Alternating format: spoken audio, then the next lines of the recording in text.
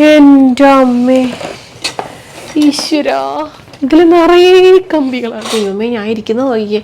അത് please ignore. അങ്ങനെ നമ്മളിതാ ഒരു layer. Hello, welcome to my YouTube channel. എന്തൊക്കെയുണ്ട് വിശേഷം? എല്ലാവരും സുഖമായിട്ടിരിക്കുകയാണോ? അപ്പം ഇന്നൊരു സൺഡേ ആണ് കേട്ടോ. സൺഡേ എന്ന് പറഞ്ഞാൽ പോലെ ഭയങ്കര ലേസി സൺഡേ ആണ്.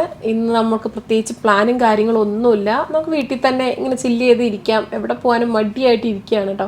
ഇവിടുത്തെ ക്ലൈമറ്റും ഇപ്പം ഭയങ്കര ചൂടുള്ള സമയമാണ്. തന്നെ പുറത്ത് പോകാൻ തന്നെ മടിയാണ് കേട്ടോ. പുറത്ത് പോകുന്നുണ്ടെങ്കിൽ തന്നെ ഈവനിങ്സിലോ ലേറ്റ് ഈവനിങ്ങിലൊക്കെ പുറത്ത് പോകാറുള്ളൂ. ഇന്നലെ നമ്മൾ നൈറ്റ് 12 മണി വരെ നമ്മൾ പുറത്ത് തന്നെയായിരുന്നു. അതുകൊണ്ട് നമ്മൾ പ്ലാൻ ചെയ്തു ഇന്ന് എങ്ങും പോകണ്ട, ഇന്ന് ജസ്റ്റ് നമുക്ക് വീട്ടിലിരുന്ന് റിലാക്സ് ചെയ്യാന്ന് കരുതിയിരിക്കുകയാണ്. അതുകൊണ്ട് തന്നെ ഞാനിന്ന് എഴുന്നേറ്റത് ഭയങ്കര ലേറ്റ് ആയിട്ടാണ്. 12 മണിയുടെ ഇപ്പൊ സമയം 1:30 ആയിട്ടുണ്ട്. ഞാൻ 12 മണിയൊക്കെ ആയപ്പോൾ എഴുന്നേറ്റ് ബ്രേക്ക്ഫാസ്റ്റ് എന്ന് പറയാൻ പറ്റില്ല, ലഞ്ച് ടൈം ആണ്. പക്ഷെ ഞാൻ ബ്രേക്ക്ഫാസ്റ്റാണ് കഴിച്ച് ഇപ്പൊ സമയം 1:30 ആയിട്ടുണ്ട്. അപ്പം കഴിച്ചുകൊണ്ടിരിക്കുന്ന സമയത്ത് എനിക്ക് തേമൂൻ്റെ ഒരു കൊറിയർ വന്നു കേട്ടോ.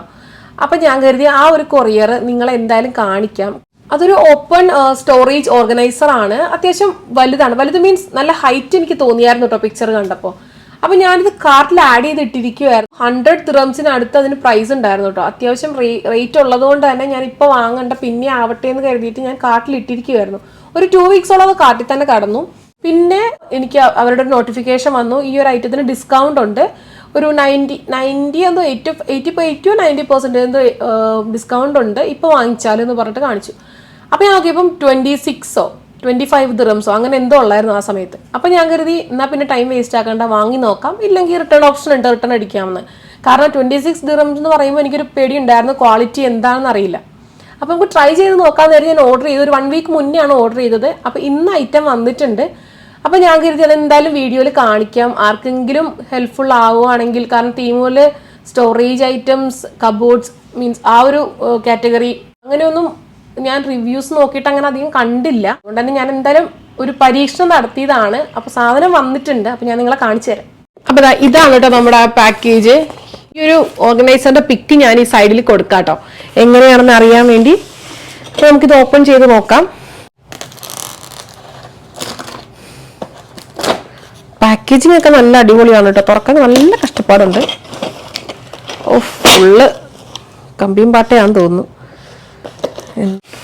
എൻ്റെ അമ്മേ ഈശ്വരാ, ഇത് നോക്കേ. ഓ മൈ ഗോഡ്, ഇത് എനിക്ക് തോന്നുന്നില്ല എത്ര ഞാനിതിൻ്റെ മാനുവൽ ഉണ്ടെങ്കിൽ പോലും ഇത് ചെയ്യാൻ പറ്റുമെന്ന് എനിക്ക്. ഇത് നോക്കൂ, ഇതിൽ നിറയെ കമ്പികളാണ്. ഇത് മേ ബി ഇന്ന് ഫുള്ളിരുന്ന് ഞാൻ ഫിറ്റ് ചെയ്താലും തീരുമോ എന്നെനിക്കറിയില്ല. നോക്കട്ടെ ആദ്യം. ഇതിൻ്റെ വീലാണ്. ഇതെന്തായാലും മനസ്സിലായി എനിക്ക്, ഇത് അടിയിൽ വരുന്നത്. Okay fine. ഇതിലൊരു മാനുവൽ കൊടുത്തിട്ടുണ്ട്. ഫസ്റ്റ് കാണുന്ന പിക്ക് പോലെയാണ് കേട്ടോ ഇത് പിന്നെ വരിക. നമ്പർ കൊടുത്തിട്ടുണ്ട് എത്ര എണ്ണം ഉണ്ട് എന്നുള്ളത്. അപ്പം അതനുസരിച്ച് നമുക്ക് ഇതിങ്ങനെ കാറ്റഗറൈസ് ചെയ്ത് വെക്കാൻ പറ്റും. അപ്പം ആദ്യം നമ്പർ അനുസരിച്ച് നമുക്ക് മാറ്റി ഒന്ന് വെക്കാം, എന്നിട്ട് നോക്കാം. ഈ കണക്ടർ ഒരു 24 എണ്ണം. ഇതെല്ലാം കറക്റ്റ് ഉണ്ടായാൽ മതിയായിരുന്നില്ലെങ്കിൽ ബാക്കി ഞാൻ എവിടെ പോകും? അപ്പം സാധനങ്ങളെല്ലാം ഉണ്ട്. അപ്പം നമുക്കിനി കണക്ട് ചെയ്താൽ മാത്രം മതി. ഇതുപോലെ പൊസിഷനിൽ വെച്ചിട്ട് പിന്നെ നമുക്ക് കണക്ട് ചെയ്യാം കേട്ടോ. അതായിരിക്കും നല്ലത്. അല്ലെങ്കിൽ പിന്നെ ആകെ കൺഫ്യൂഷനാവും. ഞങ്ങളെല്ലാം സെറ്റാക്കിയിട്ടുണ്ട്. നമുക്കിനി കണക്ട് ചെയ്യാം. ഇപ്പം ഇതുപോലെ ഈ സ്ക്വയർ ഇതുപോലെ വരും. കാണാൻ പറ്റുന്നുണ്ടോ നിങ്ങൾക്ക്? ദൈവമേ, ഞാൻ ഇരിക്കുന്നത് നോക്കിയേ. അത് പ്ലീസ് ഇഗ്നോർ. ഓക്കെ, ഇങ്ങനെ ഇരിക്കാതെ എനിക്ക് ചെയ്യാൻ പറ്റില്ല. അങ്ങനെ നമ്മളിതാ ഒരു ലെയർ സെറ്റ് ചെയ്തെടുത്തിട്ടുണ്ട്. നോക്ക്.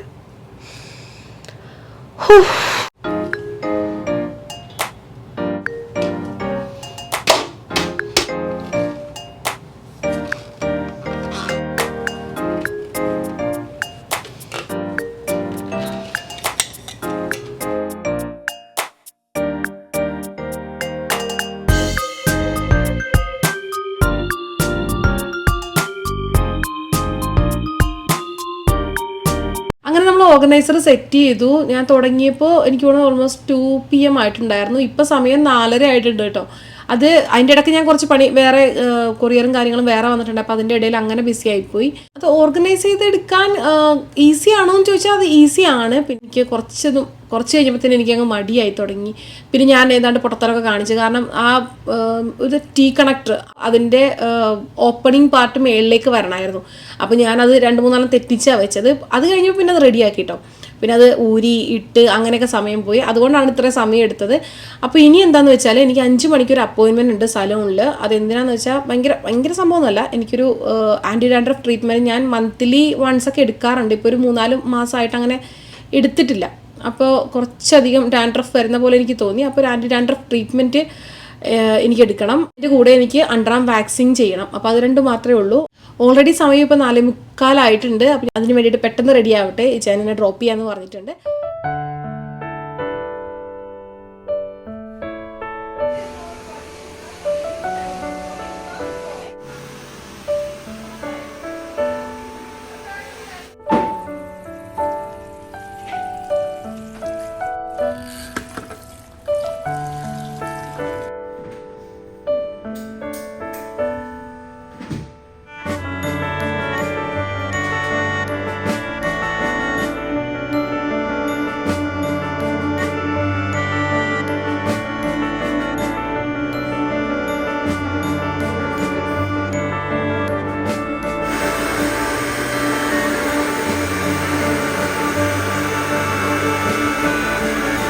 അങ്ങനത്തെ പരിപാടിയെല്ലാം കഴിഞ്ഞു. അണ്ടർ ആം വാക്സിൻ ഞാൻ ഇതിൻ്റെ ഇടയ്ക്ക് ചെയ്തായിരുന്നു കേട്ടോ.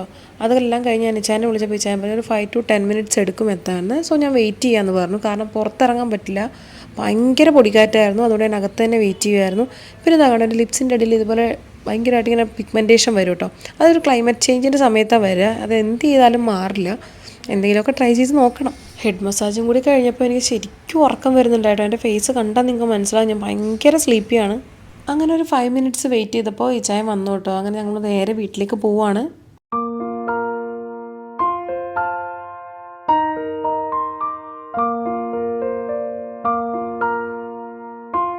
സലൂണിൽ നിന്ന് തിരിച്ച് വീട്ടിലേക്ക് എത്തി.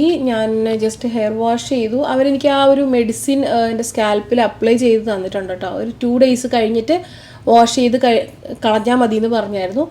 അപ്പോൾ അതുവരെയും കാരണം ഡാൻഡ്രഫ് നല്ലപോലെ ആയിട്ടുണ്ടെന്ന് പറഞ്ഞു. അപ്പം കുറച്ച് അത് ആ മെഡിസിൻ ഒന്ന് നന്നായിട്ട് അബ്സോർബ് ആവണം വരെ ഒരു 2 days വെച്ചിട്ട് വാഷ് ചെയ്താൽ മതി എന്ന് പറഞ്ഞിട്ടുണ്ട്.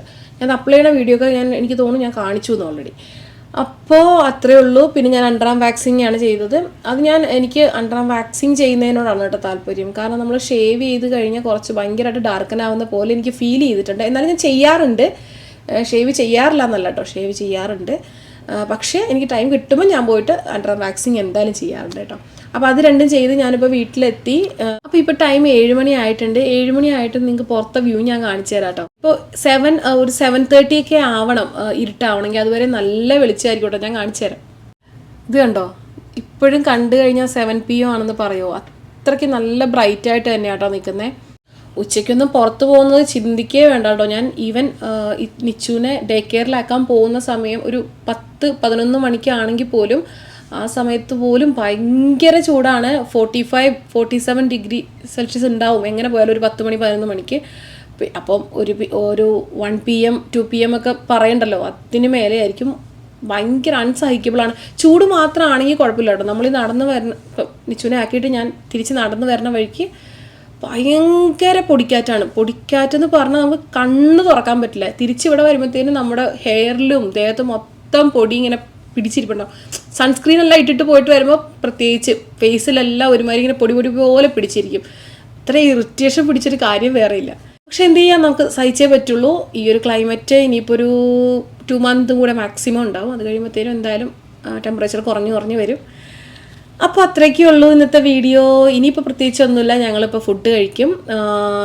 ഞാൻ ചിലപ്പോഴേ കഴിക്കൂ, കാരണം ഓൾറെഡി ഞാൻ വരുന്ന വഴിക്ക് ഒരു ജ്യൂസ് കുടിച്ചായിരുന്നു. അത് ഞാൻ ഷൂട്ട് ചെയ്യാൻ വേണ്ടി വിട്ടുപോയിട്ടോ. അപ്പോൾ ചിലപ്പോഴേ കഴിക്കത്തുള്ളായിരിക്കും. എനിക്ക് ഓൾറെഡി വയറ് ഫുള്ളായിട്ട് ഫീൽ ചെയ്യുന്നുണ്ട്. അപ്പോൾ ഞാൻ ഇനി ചിലപ്പോഴേ കഴിക്കുള്ളൂ. നിച്ചുവിന് ഫുഡ് കൊടുക്കണം, ഞാനും കഴിക്കുമായിരിക്കും. അപ്പോൾ അത്രയേ ഉള്ളൂ ഇന്നത്തെ വീഡിയോ. ചെറിയൊരു കുട്ടി വ്ളോഗായിരുന്നു. ഞാൻ വ്ളോഗുന്നതിനേക്കാൾ ഉപരി ഈ ഒരു ഓർഗനൈസർ കാണിക്കണം എന്നുണ്ടായിരുന്നു. ആർക്കെങ്കിലുമൊക്കെ ഹെൽപ്ഫുൾ ആവട്ടെ എന്ന് കരുതി. കാരണം വളരെ ചീപ്പ് പ്രൈസിലാണ് അത് കിട്ടുന്നത്. എനിക്ക് ആ ഒരു പ്രൈസിൽ ഇത് ഭയങ്കര വർത്തായിട്ട് തോന്നിട്ടോ. അപ്പോൾ അത് കാണിക്കാൻ വേണ്ടി മാത്രം എടുത്ത വ്ളോഗാണ്. പിന്നെ അതിൻ്റെ കൂടെ എൻ്റെ ഒരു സെൽഫ് പാമ്പറിങ് അങ്ങനെ ഒരു ഡേയും കൂടിയാണ് ഞാൻ കാണിച്ചത്. അപ്പോൾ അത്രയേ ഉള്ളൂ. അങ്ങനെ ഭയങ്കര സംഭവമായിട്ടുള്ളൊരു വ്ളോഗൊന്നും ആയിരുന്നില്ല. ഒരു നോർമൽ, എൻ്റെ ലൈഫിലൊരു നോർമൽ ഡേ ആയിരുന്നു. അത് ഞാൻ ജസ്റ്റ് ഷെയർ ചെയ്തതേ ഉള്ളൂ. അപ്പോൾ വീഡിയോ ഇഷ്ടമായാൽ ലൈക്ക് ചെയ്യാനും ഷെയർ ചെയ്യാനും ചാനൽ സബ്സ്ക്രൈബ് ചെയ്യാനും മറക്കരുത്. അപ്പോൾ നമുക്കിനി അടുത്തൊരു വീഡിയോയിൽ കാണാം. അതുവരേക്കും ടാറ്റാ.